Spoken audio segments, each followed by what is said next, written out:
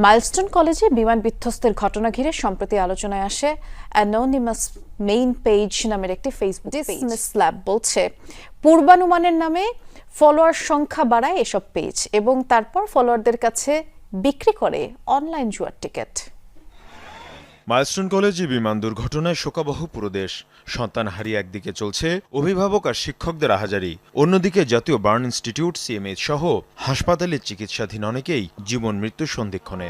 এই শোকাবহ পরিস্থিতির মধ্যেই হঠাৎই আলোচনায় আসে অ্যানোনিমাস মেইন পেজ নামের একটি ফেসবুক পেজ, যাতে মুখোশ পরা অবস্থায় এক ব্যক্তির ছবি দেখা যায়। দুর্ঘটনার মাত্র একদিন আগে পেজটিতে পোস্ট করে জানানো হয় একটি স্কুল ভবন ধসে পড়বে, অনেক শিশু মারা যাবে।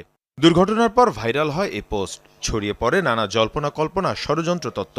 দুর্ঘটনা নাকি পরিকল্পিত হত্যাকাণ্ড এমন প্রশ্ন ওঠে। একই পেজ থেকে বাংলাদেশ নিয়ে প্রচারিত হয় বোমা হামলা সহ আরও কয়েকটি সতর্কতামূলক পোস্ট। ফলোয়ার বেড়ে যায় 1 লাখের বেশি।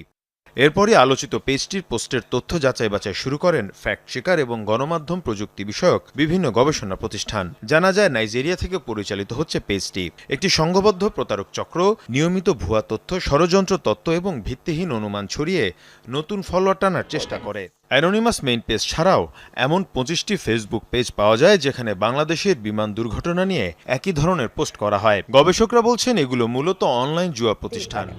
প্রতারণার সাথে জড়িত এসব অধিকাংশ পেজই তৈরি হয়েছে 2022 থেকে 2025 সালের মধ্যে। বেশিরভাগ পেজের অ্যাডমিন লোকেশন নাইজেরিয়া, আবার কিছু ক্ষেত্রে যুক্তরাষ্ট্র, কানাডা, যুক্তরাজ্য বা অস্ট্রেলিয়ার ঠিকানাও দেখানো হয়েছে এসব পেজে।